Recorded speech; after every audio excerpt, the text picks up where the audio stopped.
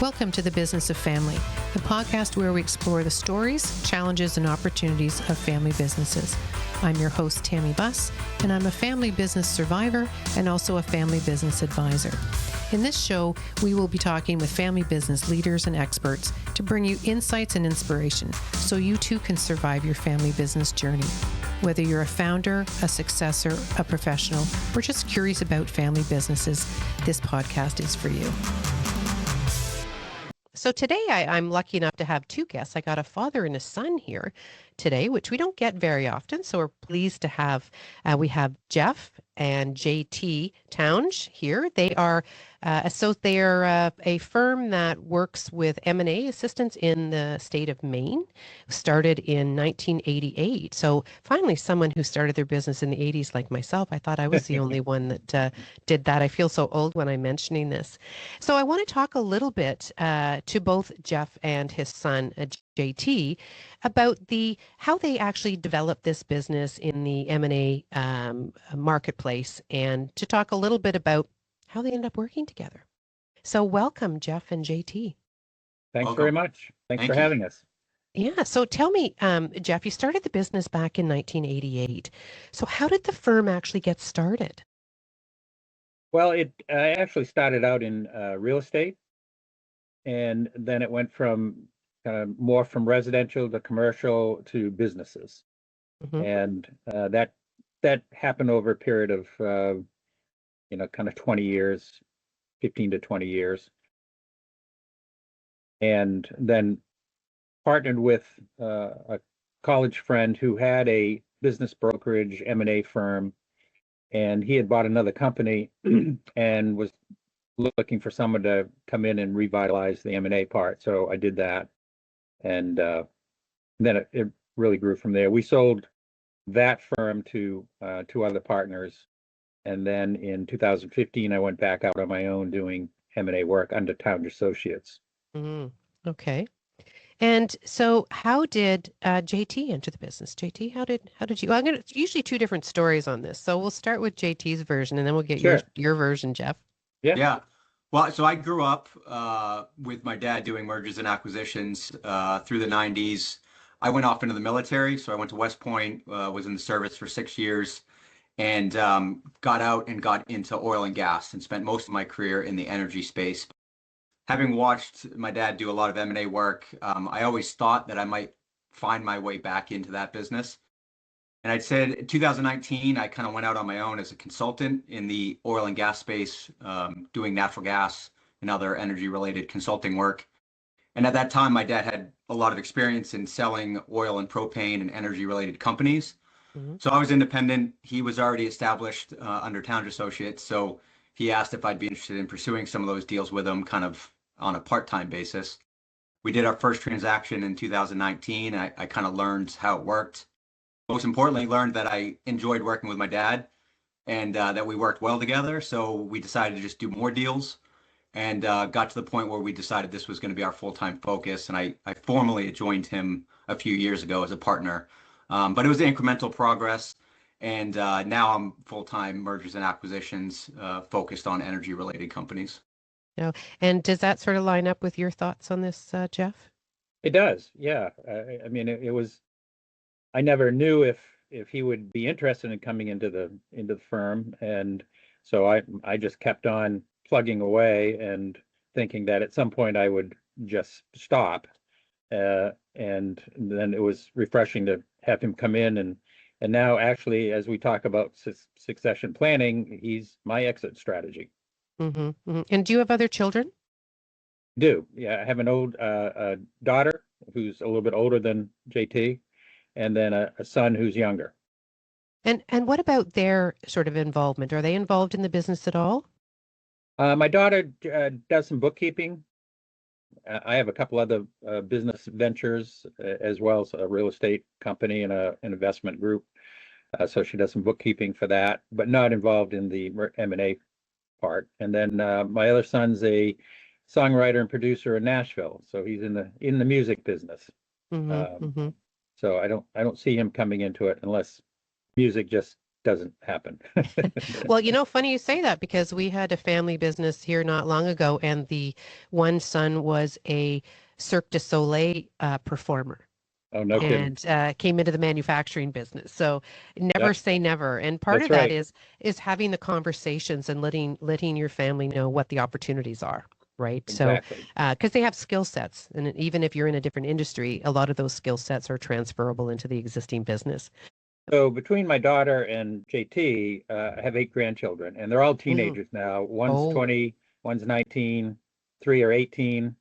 And they all, the older kids are very entrepreneurial. So I wouldn't be surprised if at some point, you know, one or a couple of them were to find their way into the firm in some form. have you had conversations around that about what the opportunities are?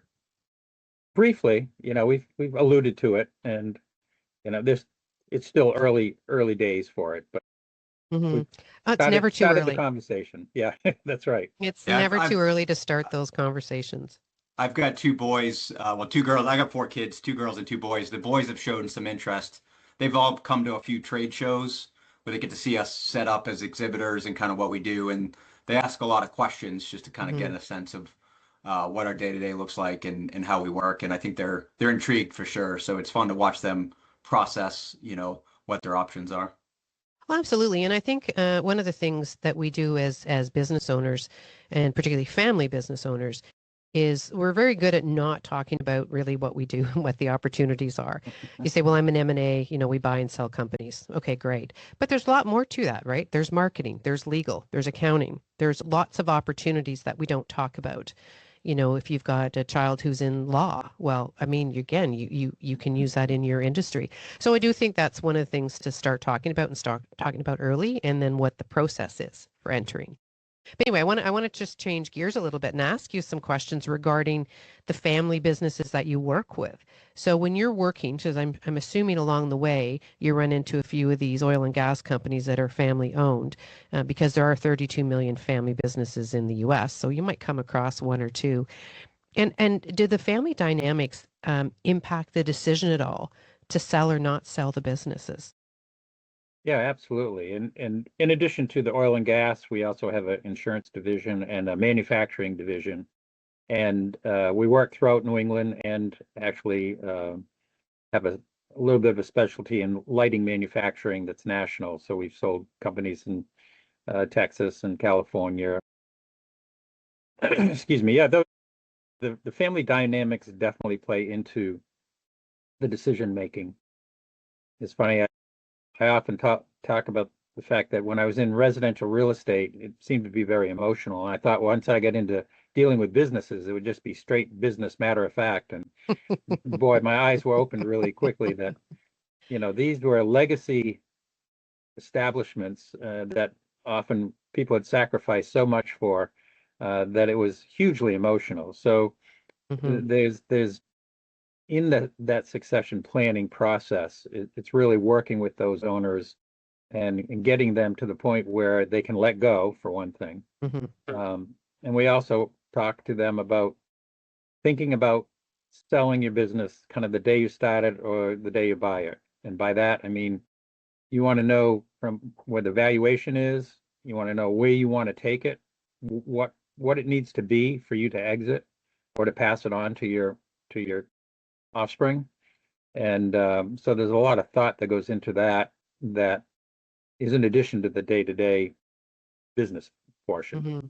Well, and I think that family businesses sort of forget that exit doesn't necessarily mean exit to a third party. The exit Correct. could be from the role, or over to, the employees or the family. So preparing for that exit is important. You still, as you say, need the valuation. You need to prepare.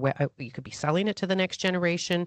It could be happening on death, or it's going into a trust. Like there's so many different options, right? I do think it's important. So JT, have you seen it when you have one family member who wants to sell and another one doesn't? Yeah. It's definitely a decision process. Sometimes we'll work with folks that are thinking about it, a year or two in advance. And part of the initial process is just getting all the family members on the same page. So whether that's parents just talking to their children about whether or not they want to take over the business, Hmm. or where they have actual partners in the business. Maybe it's a brother and a sister, and one wants to sell and the other one doesn't. So we do a lot of coaching in that early stage, in addition to assessing the value of the business, but also just trying to get everybody on the same page, because once the family decides to exit, it's much more efficient if it's unified Hmm. and we commit to going through the process. And it gets, really bumpy along the way. So making sure everybody's properly aligned is important. Hmm. But my dad and I have been at the closing table where there are family members that are protesting. It Hmm. absolutely happens. And to the extent you can prepare for that in advance by aligning expectations, makes the process a lot smoother. We've had situations where we've been engaged to bring the property to market or the business to market, and then the owner puts a halt on it and said, "Wait a minute, I've got a couple of kids. I'm going to run it by them, see if they want to do something." So, and this Hmm. is where, really having an organization like Blue Roots involved with the company prior to, so that some of these succession planning questions are answered before we get involved, is Hmm. just so helpful. Because, uh, for example, we had one engagement in my previous firm. There were 34 family member shareholders.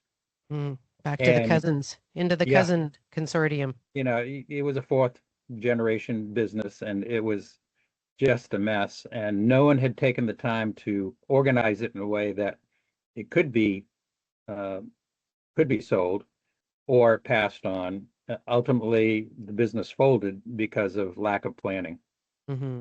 That's so unfortunate when it makes it that far, into the generations, Yeah, that, lack of planning. But you know what? That's very common, right? Because think of yourselves as, first, now JT is second generation. You don't know what you don't know. And you tend to only focus on something when it goes wrong, right. right? When the horse is out of the barn, as you start to look at it, where, part of my role as a family business advisor is to help them understand prior to that so that they can make those transitions, whatever that happens to be, whether it's internal or external, smoother, right? To get alignment. So back to the table when you had, difference of opinions on selling or not selling. What tools do you use to get them aligned, or to sort of bring them all, into alignment? Well, we kind of joke we have, junior, as I'm sure you do, junior psychology degrees Yeah. in trying to work with. 40 years of working with family businesses. That's I should right. have a PhD. Exactly. Exactly. Yeah, it's a School of Hard Knocks degree. Uh, and really, communication is really the key. And we're the type of firm that once we're involved, we're involved all the way. We don't have junior partners. It's myself, JT, and our insurance guy, Hunter. So we're involved in every transaction and every part of the transaction from the beginning to the end. So hopefully by the time we get to that point, if there is a sticking point, we've built up enough trust and enough of a relationship to be able to discuss it in a way that makes sense, and to bring people kind of back to earth. Hmm. Now, when you have a family business and they're selling it, and the founder wants out for whatever reason, or the current owner wants out, whether it's financial reasons or tired, or whatever the happens to be, what what sort of emotions or situations have you come across where there's still a child working in the business who doesn't really want to exit the business? Yeah, that that can be a challenge, especially if the child doesn't have the wherewithal to acquire the business, and there's a need on the founder side to to exit and actually take some retirement funds out of it.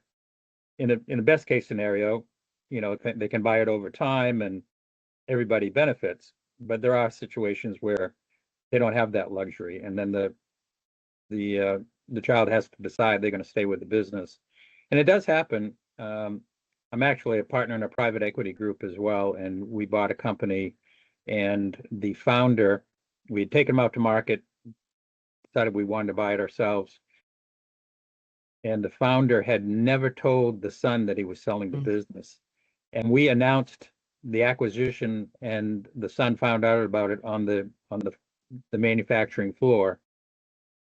this was in 1999. I will say we did okay because he still works for us. That's a lack of communication.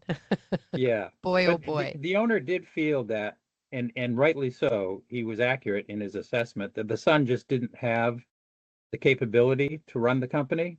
He had a Oh, yeah. special skill set and a technical skill set that was important to the business, Mhm. but he didn't have the the tools and the personality to run the business like the founder had. So it was a tough decision, but it was Well, actually the right one. yeah, and I would say the answer is no to that. Whether it worked out to okay or not, because again, that happens a lot. I got a fifth generation family right now, and I tend not to work that deep because it's the first to second to third that generally needs the most help. But Right. in this particular case, it went only to the oldest boy, so they actually never went through a transition. And so going from this ownership to the next stage generation, uh, they have no they have no leadership. Like so Mm, they know the family is not capable of leading it. But that doesn't mean that they can't still maintain the ownership, right. right? It's understanding through those conversations you realize you're going to have to bring an outside, CEO or CFO or whatever in order to maintain it. So the biggest thing that I try to get the family aligned in is to understand: do you want this business to continue as a family business?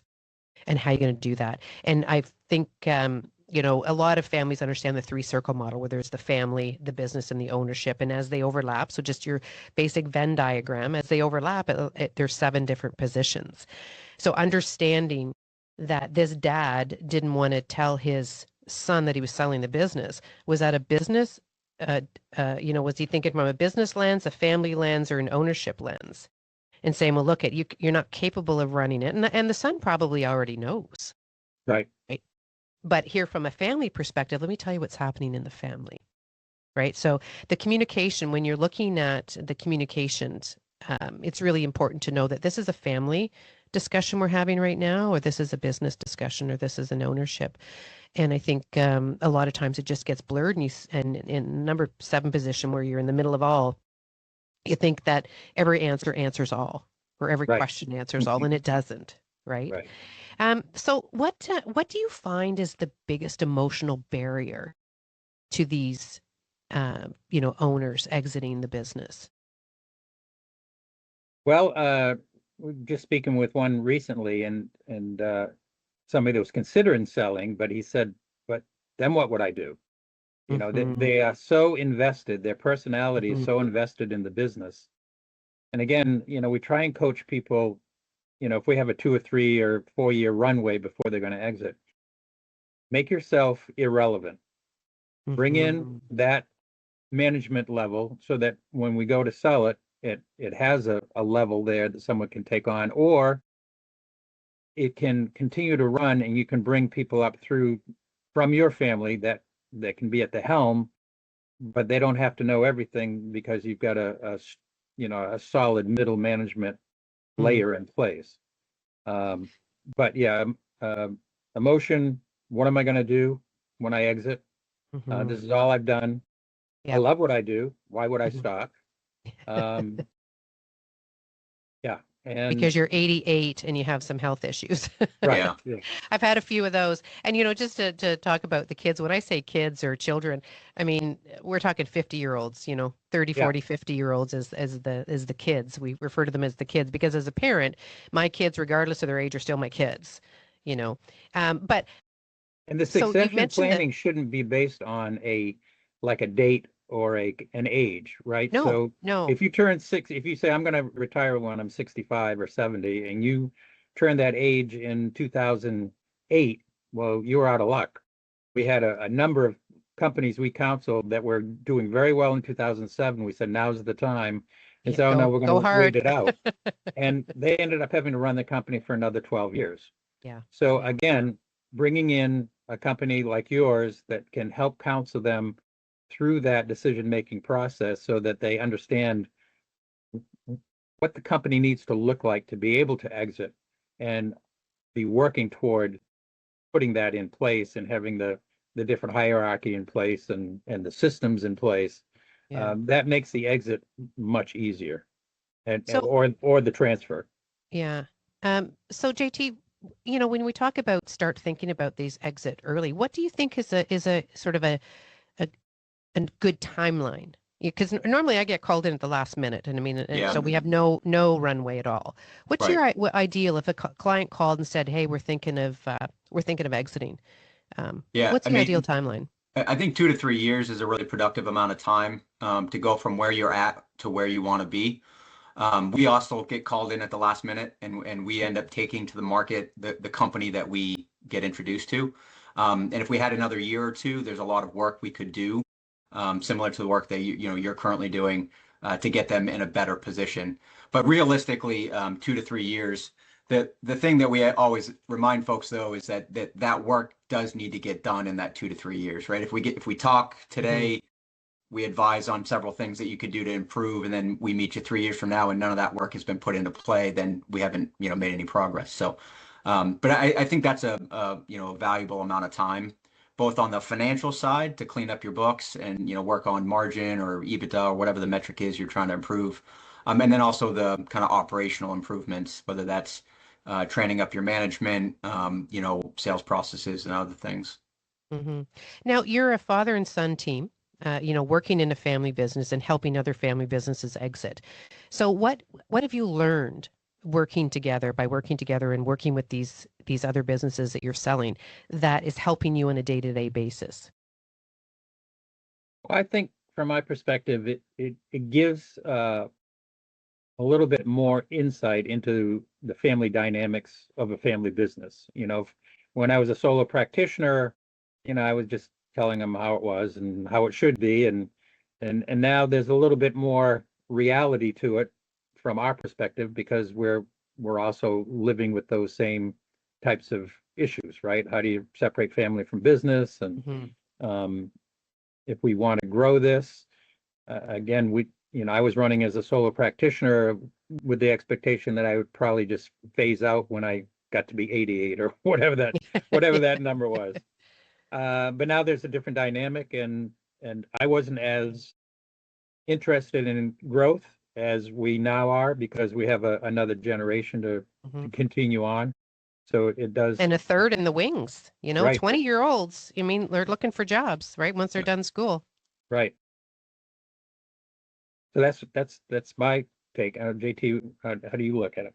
Yeah, and I mean, the other thing about running a small business, as you know, is that you're wearing multiple hats all at once. And a lot of times we meet the owners that have been running their business for 30 or 40 years, and they're really, really good at their core business, but maybe they're not so good at marketing or accounting or other matters of communication internally to the family. So it gives my dad and I some patience when we're working with business owners because we know how hard it is.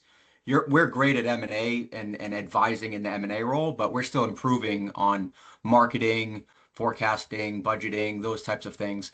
So when we're making recommendations to business owners, we're trying to come at it from a perspective of we understand how small businesses work, and we also know what buyers are really looking for, right? There's things that they're going to improve on because they have larger systems. And so it helps us kind of, get beyond just the numbers and get into like the heart of the business and identify their value. So, how do you both sort of, we talked about what hat are you wearing, Nick? Are you the family hat or the business hat? How do you manage that relationship of, not blurring the lines between family and business? Um, I don't know.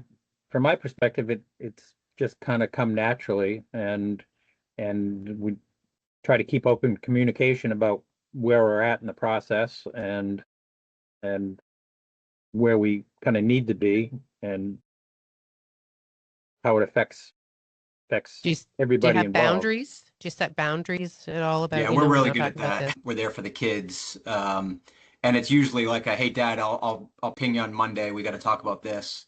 And it allows us to just focus on what we believe is really important, which is, spending time with the family and Hmm. and being together. So I think we're really good at that. But I know it's not easy for everybody.